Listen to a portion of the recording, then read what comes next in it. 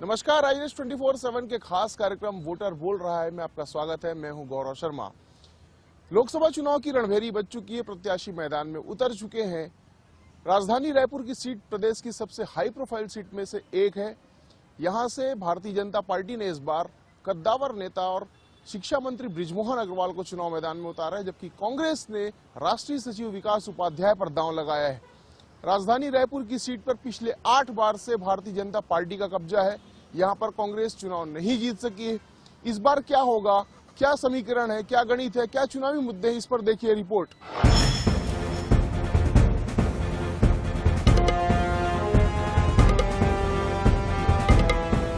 छत्तीसगढ़ की high profile सीटों में से एक रायपुर लोकसभा सीट के परिणामों पर हमेशा से ही सबकी नजरें रही हैं। प्रदेश की राजधानी होने के कारण इस सीट का रुतबा दूसरे सीटों की तुलना में ज्यादा है। रायपुर सीट ने देश को दिग्गज सांसद दिए हैं, जिनकी दिल्ली दरबार में धमक और दबदबा रहा है। पिछले 8 चुनावों में यहां कांग्रेस को जीत नसीब नहीं हुई है। पिछले 3 चुनाव की बात करें तो 2009 के लोकसभा चुनाव में यहां से बीजेपी के रमेश बैस ने चुनाव जीता। उन्होंने कांग्रेस के भूपेश बघेल को परास्त किया। चुनाव में रमेश बैस को 3,64,943 मत मिले तो कांग्रेस प्रत्याशी को 3,07,042 मत मिले थे। वहीं बीएसपी की विद्या देवी साहू को महज 16,853 मत मिले। इस तरह 49.19% मतों के साथ रमेश बैस ने 57,901 मतों से चुनाव जीता। 2014 की बात करें तो इस बार भी बीजेपी के रमेश बैस ने कांग्रेस प्रत्याशी को बड़े अंतर से हराया। चुनाव में रमेश बैस को 6,54,922 मत मिले तो कांग्रेस के सत्यनारायण शर्मा को 4,83,276 मत मिले। आम आदमी पार्टी के उम्मीदवार संदीप तिवारी को 15,139 मत मिले। इस तरह 52.36% मतों के साथ रमेश बैस ने 1,71,000 मतों से जीत हासिल की। 2019 के लोकसभा चुनाव की बात करें तो बीजेपी इस बार रमेश बैस की जगह सुनील सोनी को लेकर आई। चुनाव में सुनील सोनी को 8,37,902 मत मिले तो कांग्रेस के प्रमोद दुबे को 4,89,664 मत मिले। बसपा के खिलेश कुमार साहू को 10,597 मत मिले। इस तरह 60.03% मतों के साथ सुनील सोनी ने 3,48,238 मतों से चुनाव जीता। आजादी के बाद से ही रायपुर का दिल्ली और भोपाल की सियासत में अलग ही दबदबा रहा। पूर्व केंद्रीय मंत्री विद्याचरण शुक्ल भी रायपुर से सांसद रहे। रायपुर लोकसभा सीट में रायपुर शहर की चारों सीटों के अलावा आरंग, अभनपुर, भाटापारा, बलौदाबाजार, धरसीवा विधानसभा भी इसी लोकसभा क्षेत्र से आती हैं। करीब 20 लाख की आबादी वाले क्षेत्र में साहू कुर्मी यादव समाज की बहुलता रही। शहरी सीटों में सामान्य वर्ग के मतदाता भी बड़ी संख्या में रहते हैं। इस बार भाजपा और कांग्रेस दोनों ही दलों ने सामान्य वर्ग के प्रत्याशियों पर दांव लगाया है। भाजपा ने यहां अपने कद्दावर नेता बृजमोहन अग्रवाल को मैदान में उतार दिया। वहीं कांग्रेस ने भी अपने जाने पहचाने चेहरे विकास उपाध्याय को टिकट दी है। अब बृजमोहन भाजपा के विजय रथ को आगे बढ़ाएंगे या विकास रचेंगे कांग्रेस की जीत का इतिहास, इस पर सभी की निगाहें टिकी होंगी।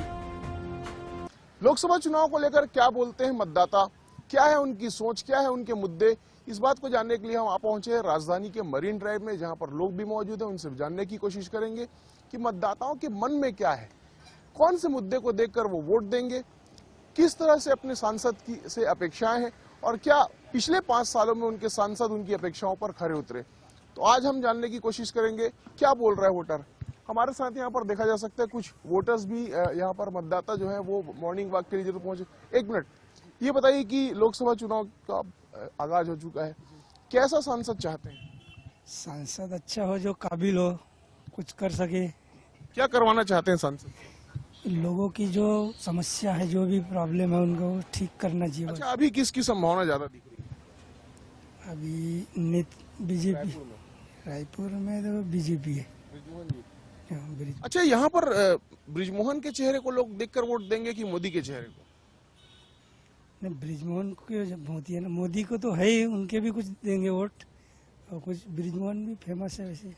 रायपुर में पिछले 5 साल में क्या देखा आपने, क्या आपके सांसद एक्टिव थे जिसको आपने चुना था, अब क्या उम्मीदें हैं? देखो ऐसा है, ये जनता की सेवा के सोच करके सांसद बनना चाहिए यहाँ पे। और सबसे ज़्यादा ये है कि जो परेशानियाँ हैं यहाँ, मध्यम वर्ग की परेशानियाँ हैं, है ना। सांसद जो भी बने, हमको उससे पार्टी से कोई लेना देना नहीं, हम तो सामान्य व्यक्ति है और हम चाहते हैं कि जनता का विकास हो, छत्तीसगढ़ प्रदेश का विकास हो। और शिक्षा है, क्षेत्र है, स्वास्थ्य है, इस पे विशेष ध्यान दिया जाए। इस बार जब आप वोट देने जाएंगे लोकसभा चुनाव के लिए, क्या देखकर वोट देंगे? पार्टी देखकर, चेहरा देखकर, राष्ट्रीय मुद्दे देखकर, क्या देखकर वोट देंगे? वैसा तो मेरा मुद्दा राष्ट्रीय मुद्दा ही रहता है, पर्टिकुलर किसी चेहरे को देख के या पार्टी को ले, क्योंकि मैं पार्टी से विशेष तो हूँ नहीं। मैं स्वतंत्र व्यक्ति हूँ, भारत का स्वतंत्र नागरिक हूँ। मैं अपना डिसीजन उसी समय लेता हूँ। उसी समय डिसीजन लेंगे। यहाँ पर एक और मतदाता है, उनसे भी जानने की कोशिश करते हैं। ये बताइए कि इस बार क्या स्थिति बन रही, कौन जीतेगा, क्या मुद्दे हैं? स्थिति अब चुनाव बताएगा कौन जीतेगा। अभी नहीं, आप जब वोट देंगे तो क्या देख कर देंगे? वही भाजपा ही है इस टाइम भी। अच्छा, भाजपा अगर है तो बृजमोहन अग्रवाल के चेहरे को देखकर वोट देंगे या मोदी के चेहरे को? बृजमोहन अग्रवाल। क्यों मोदी नहीं? मोदी के चेहरे पे नहीं। अच्छा, जिस प्रत्याशी को कांग्रेस ने मैदान में उतारा उसको कितना आप मजबूत मानते हैं? वो भी है मजबूत अपने जगह पे। उपाध्याय जी ना, वो भी मजबूती है अपने जगह में। वो विधानसभा में भी मजबूती थे, लेकिन कैसे हारे क्या पता। सांसद से कौन से काम की उम्मीद करते हैं कि अगले 5 साल में जो सांसद बने वो इन कामों को करे? ऐसा कौन सा काम है? ये तो सब सांसद अपनी पुराने भी नहीं किए, नए भी नहीं किए। कुछ और मतदाता उनसे भी जानते हैं। आप जब इस बार वोट देने जाएंगे, किन मुद्दों को देखकर वोट देंगे? क्या आपके मुद्दे होंगे? निश्चित रूप से मैं ये चाहूंगा कि मैं बल्कि योजनाओं पे जो जितने फ्री में बांटते हैं ना, मैं तो उसका विरोध करूंगा कि उनको उस ढंग से दिया जाए कि उनको काम दिया जाए। काम के बदले उनको भले अतिरिक्त जो मेहनताना जो बनता है वो दिया जाए, ये चाहूंगा। फ्री में बांट के और लोगों को मतलब अपाहिज बना रहे हैं, ये मैं मानूंगा। तो जो सरकार ऐसे योजनाओं को न लाकर उनके लिए काम, व्यवसाय और उस तरीके से भले उनको ज्यादा मेहनताना दे। लेकिन आपकी मुश्किलें बढ़ नहीं जाएंगी, क्योंकि दोनों ही पार्टियों ने फ्रीबीज का ऐलान किया हुआ है। एक भारतीय जनता पार्टी स्टेट में तो महतारी वंदन योजना का लाभ दे ही रही है। कांग्रेस ने भी एक ऐसी योजना बनाई जिसमें 1 लाख रुपए सालाना महिलाओं को मिलेगा, गरीब महिलाओं को। आपकी मुश्किल बढ़ नहीं जाएगी आप ये सोचकर जाएंगे तो? निश्चित रूप से सत्ता के लाभ के लिए अब ये चीजें अगर करने लग जाएं तो ये मैं मजबूरियां ही मानूंगा कि अब अगर पार्टी को आना ही है तो उनको उनका कंपटीशन करते हैं या उनके योजनाओं के अनुरूप एक नई योजना लेके आते हैं। पर ऐसा अगर संभव हो कि वास्तव में दोनों पार्टी साथ में बैठ जाएं और ऐसा देश के लिए सोचें और देश को आगे बढ़ाने की बात करें, ये केवल लालसा या तुष्टीकरण के लिए अगर ऐसा करते हैं तो मैं देश को और गर्त में ले जाने वाली बात मानूंगा। महिलाएं भी हैं, महिलाओं से भी जानने की कोशिश करेंगे कि कितने लाभ हो पा रहे हैं। इस बार पूरा जो चुनाव महिलाओं पे केंद्रित है, महिलाएं क्या सोचती, कौन से मुद्दे हैं आपके जिसको लेकर आप वोट देंगी? सबसे पहले तो महिला सुरक्षा, और जो योजनाएं जितनी हो रही है वो महिलाओं को आगे बढ़ाने की हो, ना कि आप घर में बैठो और पैसा दो। ये उनके लिए काम करें जिसमें महिलाएं जुड़े, खुद उसमें शामिल हों और फिर उससे आय लें। लेकिन इस बार तो जो दोनों पार्टियां हैं उन्होंने महिलाओं को सीधे तौर पे लाभान्वित करने की योजना बनाई। जैसे महतारी वंदन योजना का आप देख रहे हैं, लाभ मिल ही रहा है छत्तीसगढ़ की महिलाओं को। ऐसी एक योजना कांग्रेस ने भी लाई कि अगर उनकी सरकार बनती केंद्र में 1 लाख रुपए सालाना वो भी देंगे। क्या ये इन योजनाओं से महिलाएं सशक्त होती हैं, कमजोर होती, क्या मानती हैं आप? नहीं, एक हद तक एक जो तबका है वो तो जरूर सशक्त होता है। जिनको आय की जो कमी है, जिनके पास जरूरत है, वो तो जरूर सशक्त होते हैं। लेकिन जो हर ग्रुप को जो दिया जाता है, हर वर्ग को जो उसका फायदा मिलता है ना, वो सही नहीं है। इस पे अगर सरकार अगर वो मतलब वो कर पाए कि जिनको जरूरत है सही में उनको मिले, और जिनको नहीं है वो अपने अपने खुद के दम पर काम करे। अच्छा, सांसद जो चुनेंगी आप, उनसे क्या चाहेंगे, क्या करना चाहिए उनको क्या करना चाहिए? विकास के काम? सारे विकास के काम करने ही चाहिए। महिलाओं के लिए भी काम करने चाहिए, हर वर्ग के लिए काम करने चाहिए। तो विकास के काम और जो हर वर्ग की समस्याएं हैं उसको दूर करने की ओर उनका फोकस होना चाहिए। यूथ भी है, उनसे जरूर जानेंगे क्या माहौल है, क्या लग रहा है इस बार, क्या होने वाला है? नहीं पता किसका माहौल है? देखो, मैं कुछ भी हो, आएगा तो मोदी ही। अच्छा, आएगा तो मोदी। और कुछ? नहीं मोदी भाई। इस बार जब आप वोट देने जाएंगे तो कौन से मुद्दे होंगे जिसको देखकर आप अपने सांसद को वोट देंगे? हम लोग खाली मोदी को देख के वोट देंगे और हमारा कोई मतलब ही नहीं है। मोदी है तो सब कुछ है। मोदी तो मुद्दे भी तो होंगे। मुद्दे कई है ना। मोदी के राज में हमारा मंदिर मिल गया, 370 हट गया, कई ऐसे हैं जो अभी और भी कार्यक्रम होने वाले हैं। अच्छा, मोदी को वोट देखकर वो मोदी को देखकर वोट देंगे कि बृजमोहन जी को? नहीं, ब्रजमोहन भैया जी अपने जगह है, लेकिन हम केंद्र में मोदी को देख के आगे बढ़ेंगे, सीधी सी बात है। अच्छा, यहाँ पे जो दो प्रत्याशी कांग्रेस और भाजपा, दोनों के प्रत्याशी को कैसे देखते हैं? अपन देखो, राजनीति अपनी जगह, दोस्ती अपनी जगह। अपन राजनीति में जाएंगे तो अपन मोदी जी को देखेंगे, और दोस्ती में सबसे जुड़े हुए हैं, सीधा सीधा बात। ठीक है, मोदी को देखकर वोट देंगे। और कुछ लोग हैं जो यहाँ पर मंत्रणा कर रहे हैं, उनसे भी जानने की कोशिश करेंगे कि लोकसभा चुनाव में मुद्दे कौन से रहेंगे। आप जब वोट देने जाएंगे इस बार, कौन से मुद्दे रहेंगे, क्या इफेक्टिव है? बस अब आप जैसा अभी लहर चल रही है उस हिसाब से तो मोदी जी का जो मतलब सबसे ज्यादा जो काम देखा जा रहा है हर एक चीज में, चाहे वो सेनाओं को सशक्त करने का हो या देश में जो भी मतलब बेरोजगारों के लिए भी जो उन्होंने कुछ स्कीम्स चालू की, जो मतलब मेक इन इंडिया से लेकर के आपका स्किल डेवलपमेंट और लोन्स वगैरह की व्यवस्था की। अच्छा, रायपुर को लेकर क्या कहेंगे? रायपुर के जो दोनों प्रत्याशी विकास उपाध्याय और बृजमोहन अग्रवाल, जो दो मजबूत प्रत्याशी हैं, उनको लेकर क्या कहेंगे? आप थोड़ा सा चूक गए, दो मजबूत प्रत्याशी नहीं, एक ही मजबूत प्रत्याशी। कौन मजबूत? बृजमोहन अग्रवाल जी, उनकी छवि पिछले आप देख लीजिए, आज तक कभी मैंने सुना नहीं कि वो हारे हैं। कांग्रेस के प्रत्याशी मजबूत नहीं है? मुझे नहीं लगता कि उनके सामने में तो नहीं है, लेकिन हाँ वैसे तो विकास जो है वो बहुत अच्छे नेता हैं और पब्लिक जो है उनको बहुत पसंद भी करती है। पर अगर आप उनकी तुलना करें बृजमोहन जी से, तो आप भी जानते हैं कि वो उस मतलब तुलना में कहीं नहीं बैठते हैं। लेकिन फिर भी मुझे लगता है कि देखिए, जनता जनार्दन है, इनका कुछ भरोसा नहीं है, हो सकता है कि विकास भी आगे निकल जाए। और मतदाताओं से भी जानने की कोशिश करेंगे, उनसे भी पूछेंगे कौन से मुद्दे इस बार रायपुर लोकसभा में क्या लग रहा है, क्या होगा? अब की बार 400 पार और हिंदुत्व का मुद्दा जो आया है, आप देखिए 2 दिन पहले जो घटना है बदायूं में, ये आने वाले समय में बहुत खतरनाक होता जा रहा है। तो अपने को एकजुट होकर जुट होकर इसका कार्य करना है और अब की मोदी जी को 400 पार कराना है। रायपुर में जो दो प्रत्याशी हैं भाजपा के और कांग्रेस के, उनको देखकर क्या लगता है, कौन मजबूत है? मजबूत तो बृजमोहन जी हैं, पुराने भी हैं, वरिष्ठता के हिसाब से भी है और विकास भी अपने क्षेत्र तक ही सीमित रहे हैं। आगे जान पहचान की उनको थोड़ी प्रॉब्लम आएगी, बाकी वोट लीड अच्छी भैया को 7 लाख के आसपास मिलेगी। लीड बहुत मिलेगी ये बता रहे हैं। और भी कुछ लोग हैं, उनसे भी जानते हैं। आप लोगों के कौन से मुद्दे, क्या देखकर वोट देंगे? देखिए, मैं जहां तक समझता हूं इस लोकसभा चुनाव में सिर्फ एक मुद्दा है, मोदी और नो मोदी। सिर्फ एक ही मुद्दा है, लोग मोदी को वोट देंगे या मोदी के खिलाफ वोट देंगे। क्योंकि मैं जो जहां तक सोचता हूं कि मोदी जी के आने के बाद जो पॉजिटिव चेंज आया है, तो लोग देख रहे हैं और लोग उस पॉजिटिव चेंज को कंटिन्यू रखना चाहेंगे। अच्छा, प्रत्याशी को देखकर वोट नहीं देंगे? नहीं, लोकसभा चुनाव है, प्रत्याशी को देख करके वोट नहीं देंगी पब्लिक। यहाँ तो देखो, विकास होना चाहिए, बहुत अच्छे से होना चाहिए, और जो रुके हुए काम है ना, सबसे पहले वो काम पूरे होने चाहिए, जिसमें अभी बहुत से जो इसके पहले जो सरकार थी वो सब काम को उन्होंने रोक के रखा था, वो सब काम फिर से कंटिन्यू होना चाहिए और जनता के हित में होना चाहिए। जनता के हित में जो रुके हुए काम थे, उन कामों को सांसद पूरा करें और साथ ही साथ केंद्र सरकार की जो लाभ है, जो योजनाओं का लाभ है, वो भी जनता को मिले, ये कहते हुए रायपुर के सिविल लाइन के जो वोटर है वो यहाँ पर नजर आ रहे हैं।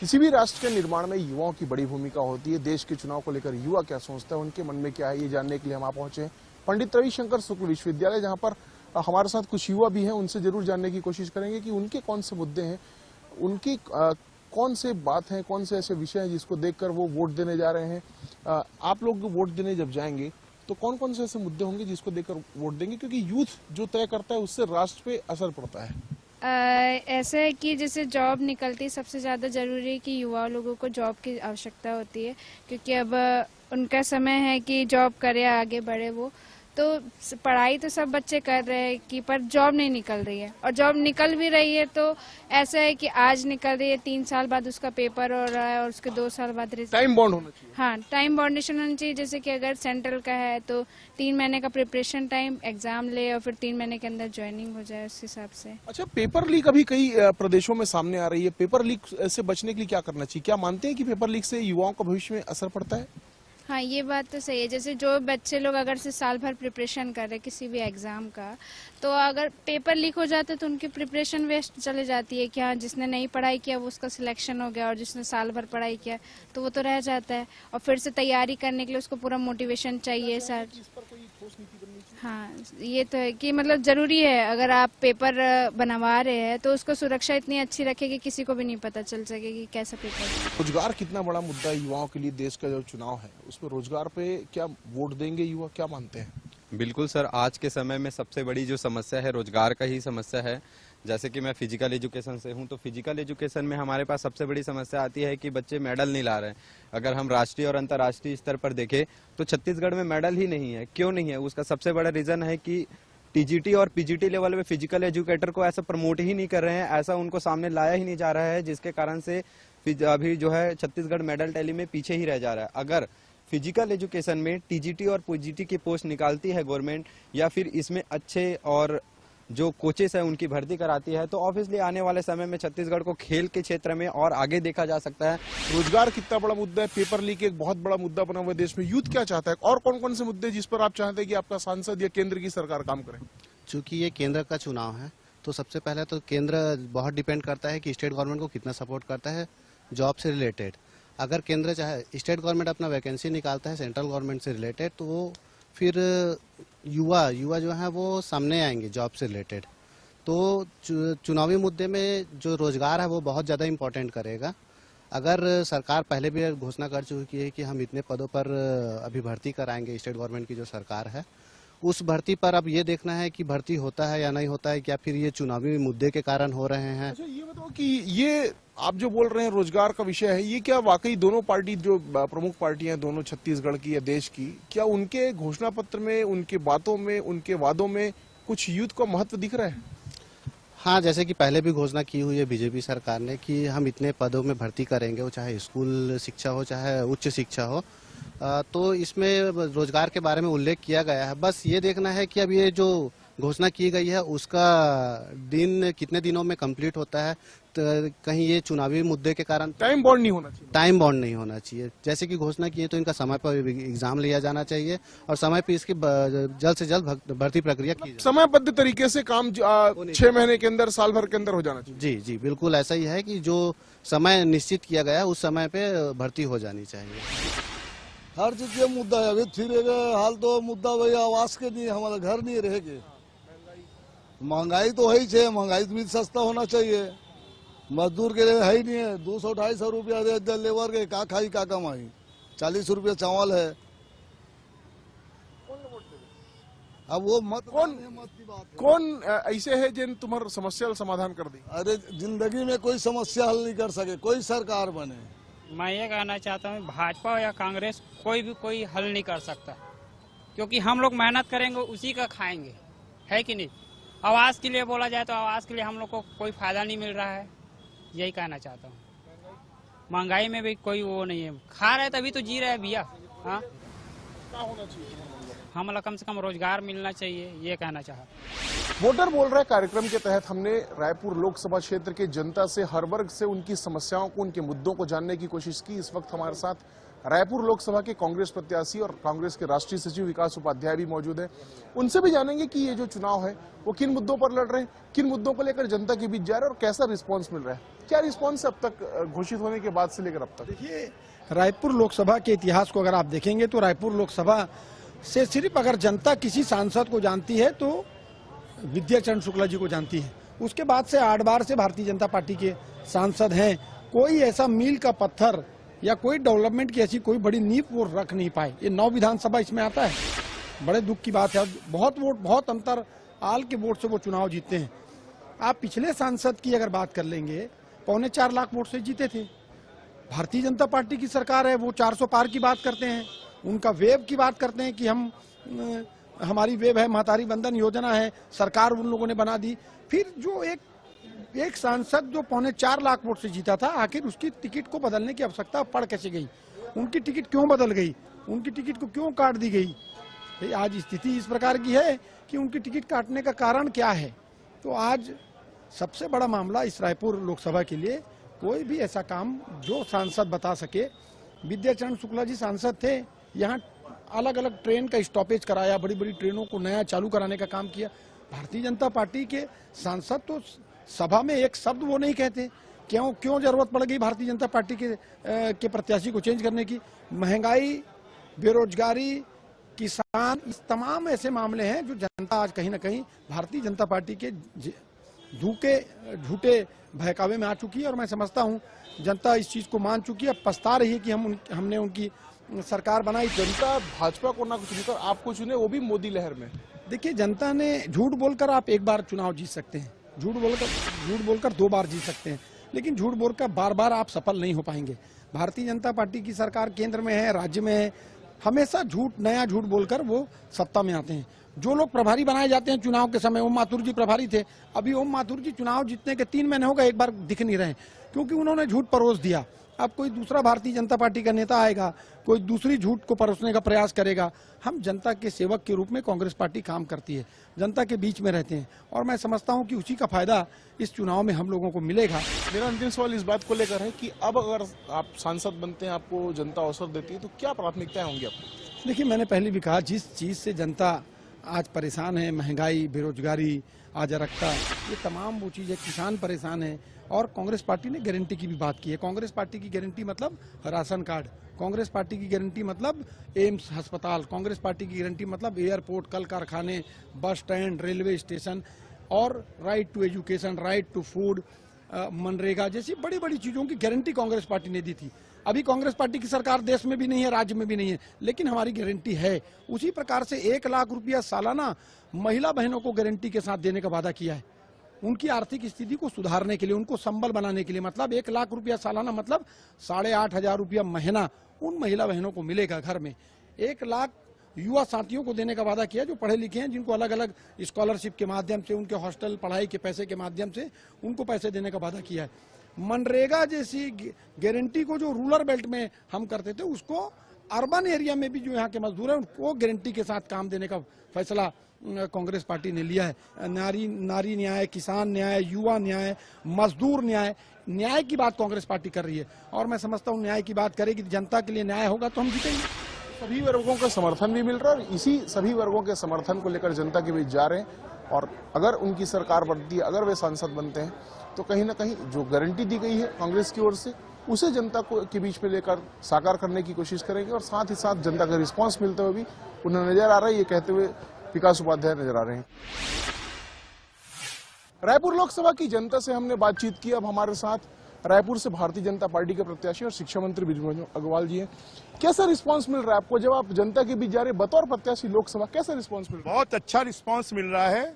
लोग कहते थे कि हम आपको वोट नहीं दे पा रहे हैं, हम उत्तर विधानसभा के हैं, हम पश्चिम विधानसभा के हैं, हम ग्रामीण विधानसभा के हैं, हम अभनपुर के हैं, हम आरंग के हैं, हम धरसीवा के हैं, हम बलौदा बाजार के हैं, हम भाटापारा के हैं, परंतु इस बार सबको, कमल फूल को, बृजमोहन को वोट देने का मौका मिल रहा है। तो लोगों में उत्साह है और लोगों में एक ऐसा वातावरण है कि सब बोलते हैं कि भैया आप रिकॉर्ड बनाओगे, आप रिकॉर्ड बनाओगे। मैं बोलता हूँ नहीं, आपको वोट डालने के लिए सब लोगों को तैयार करना है कि ज्यादा से ज्यादा लोग वोट डालने के लिए। कौन से ऐसे मुद्दे हैं जिसको लेकर आप जनता के बीच जा रहे हैं और जो रिस्पांस मिल रहा है वो इस बार नजर आ रहा है? देखिए, मोदी जी की गारंटी और 70 लाख महिलाओं के खाते में साल का 12,000 रुपए जाना, उनको उज्ज्वला गैस का कनेक्शन मिलना, किसानों के खाते में पर एकड़ 20,000 रुपए जाना, 2 साल का बोनस मिलना, तो अब तो कांग्रेस के पास में कुछ बचा ही नहीं है। वो तो गड्ढे नहीं भर पाए। जगह जगह पर हमने कहा है कि 33,000 शिक्षकों की भर्ती होगी, तो 10 लाख युवाओं को इस बात की आशा है कि अब हमको नौकरी मिलेगी। तो इस प्रकार का ऐसा कोई वर्ग नहीं बचा है, चाहे वो महिलाएं हों, चाहे वो युवा हों, चाहे वो गरीब हों, चाहे वो किसान हों, सबके लिए मोदी जी की गारंटी और 5 साल के वादों को 3 महीने में पूरा किया है। तो इससे लोगों को लगता है कि ये सरकार जो कहती है वो करती है, और इसलिए अब तो मुझे लगता है कि कांग्रेस को प्रत्याशी तो मिल नहीं रहे, कार्यकर्ता भी मिलना मुश्किल होगा। लेकिन एक गारंटी कांग्रेस वाले भी दे रहे, फॉर्म भी भराएंगे अब घर घर जाकर। ना 9 मन तेल होगा, ना राधा नाचेगी। लोगों को मालूम है कि प्रधानमंत्री नरेंद्र मोदी बनने वाले हैं, 5 साल बीजेपी की सरकार यहाँ पर रहने वाली है, तो वो कुछ भी कहें उस पर कोई विश्वास करने वाला नहीं है। मेरा अंतिम सवाल इस बात को लेकर है कि आपको हम लोग लगातार देखते रहे हैं रायपुर दक्षिण के विधायक के रूप में, मंत्री के रूप में, प्रदेश के कद्दावर नेता के रूप में, अब नई भूमिका हो रही है। क्या प्राथमिकताएं रहेंगी रायपुर लोकसभा के विकास को लेकर? भूमिका वही रहेगी। पहले भी जनप्रतिनिधि थे, अब भी जनप्रतिनिधि थे हैं। पहले विधानसभा के थे, अब 9 विधानसभाओं में 1 लोकसभा है, तो 9 के रहेंगे। तो इसलिए भूमिका तो वही है, भैया कार्यक्षेत्र बढ़ गया है। वैसे भी मेरा कार्यक्षेत्र पहले से पूरा छत्तीसगढ़ रहा है और इसलिए मेरे संपर्क, मैं 6 बार लोकसभा में रमेश बैस जी का चुनाव संचालक रहा हूं, 1 बार सुनील सोनी जी का रहा हूं, तो पूरे क्षेत्र में मेरा पहले भी संपर्क था और पूरे छत्तीसगढ़ के लोग पहले भी मेरे पास अपने कामों के लिए आते थे, अभी भी आएंगे। कोशिश है तो रिकॉर्ड बनाने की कोशिश है और सभी लोकसभा क्षेत्रों में बेहतर रिस्पांस मिल रहा है। लोकसभा के जितने भी क्षेत्र है वहां पर बेहतर रिस्पांस मिल रहा है, इस बात को कहते हुए बृजमोहन अग्रवाल नजर आ रहे हैं। रायपुर लोकसभा को लेकर जनता के अपने मुद्दे हैं, सियासी दलों के अपने दावे हैं। ऐसे में क्या भारतीय जनता पार्टी जीत के इतिहास को दोहराएगी या कांग्रेस रचेगी नया इतिहास, इस पर सबकी निगाहें टिकी होगी। फिलहाल दोनों ही दलों के प्रत्याशियों ने अपनी पूरी ताकत झोंक दी है। अब इसका फैसला जनता जनार्दन करेगी कि कौन उसका सांसद होगा। फिलहाल मुझे दीजिए इजाजत, नमस्कार।